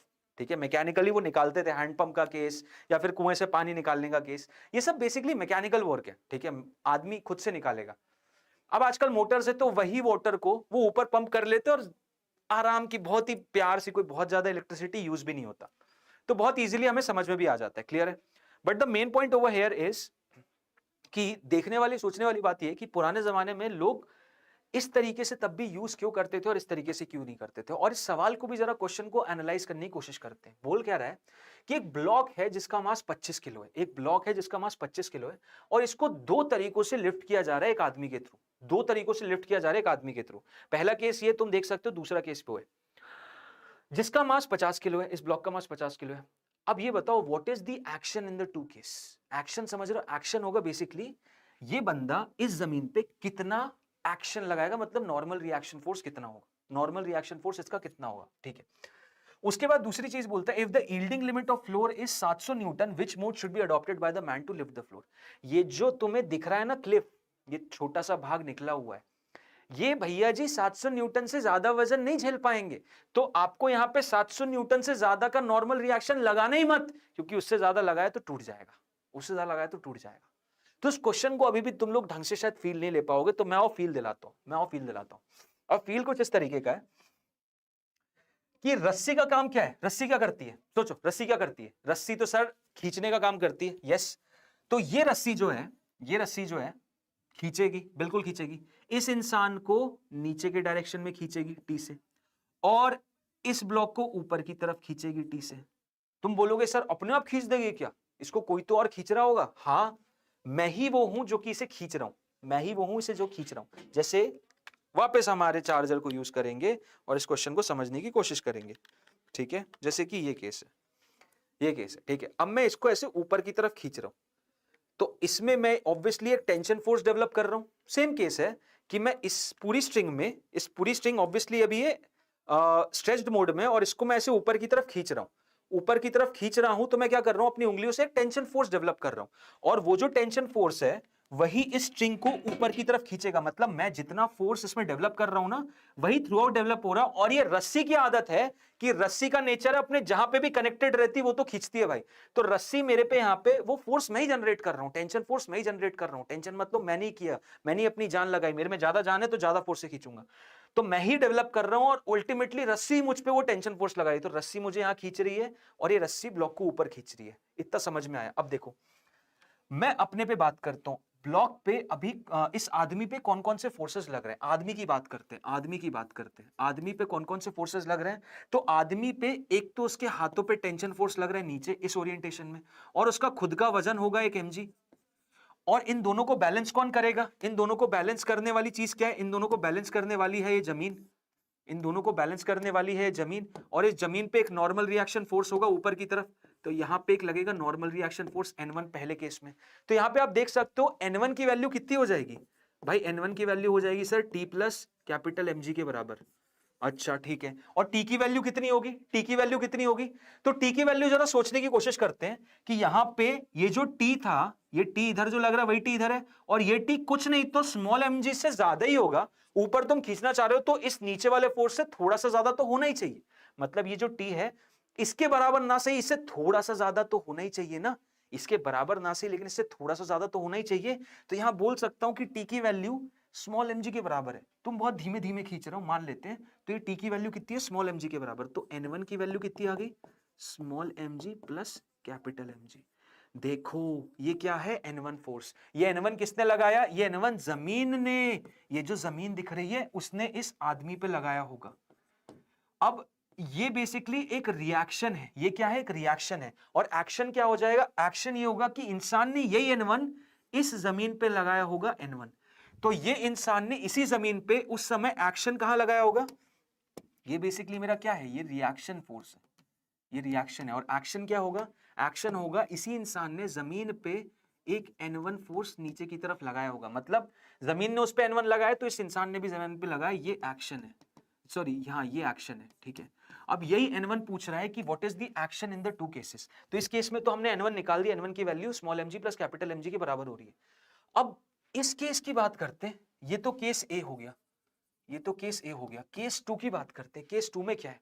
तो केस टू में जैसा कि आप देख सकते हो, केस टू में आप जैसा कि देख सकते हो यहां पे क्या हुआ, ये इंसान है, ये इंसान है, और यहां पे वो इस पुली के थ्रू इस ब्लॉक को ऊपर खींच रहा है, और ये खड़ा हुआ है इस जमीन पे, ठीक है। तो अब इस सिनेरियो में इस बंदे पे टेंशन फोर्स जो लग रहा होगा ऊपर की तरफ लग रहा होगा, मानते हो ना, क्योंकि यही टेंशन इधर भी, ये टेंशन इधर भी, यही टेंशन इधर भी, और यहाँ पे ये टेंशन, और इस टेंशन को ये स्मॉल एम जी से थोड़ा सा ज्यादा होना चाहिए। देख लो यहाँ पे जो रोप है इधर होगा, और ये बंदा अब इस रोप को नीचे की तरफ खींच रहा होगा क्योंकि टेंशन ऊपर लग रहा है, यही टेंशन यहाँ पे नीचे लग रहा है, यहाँ पे इधर लग रहा है, और ये tension nearly small M G से थोड़ा सा ज्यादा होना चाहिए। तो इस केस में इस बंदे पे टेंशन वहां ऊपर लगा, और इसी बंदे पे mg कहां लगा, कैपिटल mg तो ये लग रहा है, और नॉर्मल कहां लगा भाइयों, तो जमीन ने नॉर्मल ऊपर ही तो लगाएगी, ये लग गया n2। तो यहां n2 की वैल्यू कितनी हो जाएगी, सर यहां पे टेंशन ऊपर लग रहा है, n2 भी ऊपर लग रहा है, mg नीचे लग रहा है, तो यहां पे मैं बोल सकता हूं ना कि जो n2 की वैल्यू है, N2 plus tension will be equal to capital mg। और ये टेंशन कितना बोल रहे हो तुम, मैं हर समय ये मान रहा हूं कि भाई टेंशन बस स्मॉल mg के बराबर है, थोड़ा सा ज्यादा है स्मॉल mg से, धीरे धीरे ब्लॉक ऊपर जा रहा है। तो इस टेंशन की वैल्यू कितनी हो जाएगी भाई, इस टेंशन की वैल्यू स्मॉल mg के बराबर हो जाएगी। तो N2 will be N2 plus small mg will be equal to capital mg। तो N2 की वैल्यू कितनी होगी, capital M G minus small M G. देखो जरा, एनालाइज करो, अब एनालाइज करो। ये N2 क्या है, ये N2 इस जमीन ने इस आदमी पे लगाया, तो इस जमीन ने इस आदमी पे लगाया तो आदमी के जमीन को छोड़ देगा, नहीं, आदमी ने जमीन पे डेफिनेटली एक फोर्स लगाया था, और वो कितना था, वो वही N2 ही था। तो ये है वो एक्शन, ये क्या है, ये आदमी ने जमीन पे लगाया। और इस केस में भी N1 क्या है, एक्शन है। इस केस में आदमी कितना लगा रहा है, इस केस में N2 लगा रहा है, इस केस में आदमी कितना लगा रहा है, N1 लगा रहा है। तो तुम देख के बताओ एक्शन किस केस में ज्यादा है, क्या N2 ज्यादा है, N1 ज्यादा है। भाई N1 की value capital mg plus small mg है, यहां पे ही देख के समझ में आ रहा है। देखो N1 की जो वैल्यू आ रही है वो capital M plus small mg आ रही है, और N2 की जो वैल्यू आ रही है वो capital M minus small mg आ रही है। देख लो जादू, काम तो सेम ही हो रहा है, दोनों केस में काम तो सेम ही हो रहा है ना, दोनों केस में ये तो ऊपर की तरफ ही आ रहा है, लेकिन इस केस में नॉर्मल रिएक्शन कम हो रहा है, उस केस में नॉर्मल रिएक्शन ज्यादा है। तो नॉर्मली तुम पता है फील करोगे, जब तुम नॉर्मली ऐसे खींचते हो, जब तुम ऐसे खड़े होके ऑब्जेक्ट को खींचते हो, ऐसे खड़े होके खींचते हो, तो तुम्हारे पांव पे एक ज्यादा जान लगती है, पांव पे ज्यादा प्रेशर फील होगा, फोर्स ज्यादा लगेगा। और जब तुम ऐसे खींचते हो तो बड़ी आसानी से खींच लेते हो, तब पांव में उतना जोर नहीं लगता। क्लियर है, ये तुम्हारे सामने रिजल्ट दिया हुआ है। तो यहां पे दोनों केसेस का नॉर्मल बता सकते हैं क्या, बिल्कुल बता सकते हैं। पहले केस में क्या है भाई, ब्लॉक का मास 25 है, आदमी 50 है, 50 प्लस 25 75, 75 इंटू 10 750 न्यूटन लग रहा है। इस केस में जो एक्शन लग रहा है 750 लग रहा है। इस केस में कितना लग रहा है, 50 में से 25 गया, 25 गुणे 10 हो जाएगा 250 न्यूटन। इस केस में जो नॉर्मल रिएक्शन लग रहा है 250 लग रहा है। अब ये भी दे रखा है उन्होंने कि भैया यील्डिंग पॉइंट जो है जमीन की वो 700 न्यूटन है, तो इन भाई साहब इस तरीके से अगर खींचेंगे ना तो ये यहां से कट के टूट जाएगी, और ये टूट जाएगी तो ये उठा भी नहीं पाएंगे और गिर जाएंगे धड़ाम से। समझ रहे हो? मतलब इस सिनेरियो में ये बंदा ये ब्लॉक को ऊपर उठा ही नहीं पाएगा, उठा ही नहीं पाएगा, और वो इस केस में बड़ी आसानी से उठा लेगा। कुछ दिमाग में घुसा? समझ में आया? क्लियर है कि किस तरीके से क्या एनालिसिस मैंने यहां पे यूज किया है? सिंपल सा एक ही केस है बस कि तरीका, अप्रोच इज द मेन की ओवर हियर। अप्रोच आपको अगर पता है तो आप बड़ी आसानी से निकाल लेते हो। फटाफट देखते हैं वापस से कि केस ए में क्या था। केस ए में ये पर्सन ऊपर खींच रहा था, इस पे टेंशन फोर्स यहां लगा दिया, ऊपर नॉर्मल रिएक्शन फोर्स जमीन ने लगाया, mg लगा, तीनों को बैलेंस किया, n1 की वैल्यू t प्लस mg, और ये मैंने मान लिया कि ये टेंशन जो है इसके बराबर है, क्योंकि ये ब्लॉक को बहुत धीमे धीमे ला रही है, मतलब इसका बस स्मॉल mg से थोड़ा सा ज्यादा वैल्यू है। ठीक है, ये इसके थोड़ा थोड़ा बराबर है, तो n1 की वैल्यू यहाँ पे आ गई, small mg plus capital mg लिख दिया, वैल्यू आएगी 50 प्लस 25 750 न्यूटन। ठीक है, दूसरे केस में n2 में क्या हुआ, n2 में यहां नीचे खींच रहा था, टेंशन ऊपर, नॉर्मल भी ऊपर, mg नीचे, वही केस यहां लगाया, टेंशन ऊपर, नॉर्मल भी ऊपर, mg नीचे, तो यहाँ पे आ जाएगा t प्लस n2 की वैल्यू mg के बराबर, n2 की वैल्यू आ जाएगी mg माइनस टी, यहाँ वैल्यू आ गई 50 में से 25 गया इंटू जी, तो यहाँ पे केस अलग हो गया, यहाँ पे केस अलग हो गया। तो अल्टीमेटली दूसरे सिनेरियो में केस इसमें ब्रेक हो जाएगा, इसमें ब्रेक हो जाएगा, ये इसकी यील्डिंग लिमिट से ज्यादा है तो ये टूट जाएगी और वो धड़ाम से नीचे गिर जाएगा। क्लियर है? ठीक है, भाई लोगों, फिर इसी के साथ आज का ये सेशन हम समाप्त करते हैं। आई होप आप सभी को कुछ एलिमेंट्स मिले होंगे काम के, कुछ बढ़िया कॉन्सेप्ट्स मिले होंगे जिनसे आपका एक ओवरऑल अंडरस्टैंडिंग बढ़िया डेवलप होगी। All clear sir, very good यार गुप्ता जी, बहुत बढ़िया। इन सेशंस को यार रेगुलरली कंटिन्यू करते रहना, लॉज ऑफ मोशन को हम एकदम तरीके में समझ लेंगे, बहुत सारी और अच्छी अच्छी बातें आएंगी नेक्स्ट सेशन में, जहां पे हम पीवाईक्यूज को भी डील करेंगे, समझेंगे प्रीवियस ईयर क्वेश्चंस कैसे आते हैं। और इसी चैनल पे कंटिन्यू रहो, मजेदार पढ़ाई करेंगे, बढ़िया पढ़ाई करेंगे और एग्जाम निकालेंगे, एग्जाम के पॉइंट ऑफ व्यू से पढ़ाई करेंगे। ठीक है, मिलते हैं अगले सेशन में। Till then thank you to all of you. हो जा भाई, thank you to all of you, मिलते हैं अगले सेशन में। Bye bye, take care of yourself. Okay, bye bye.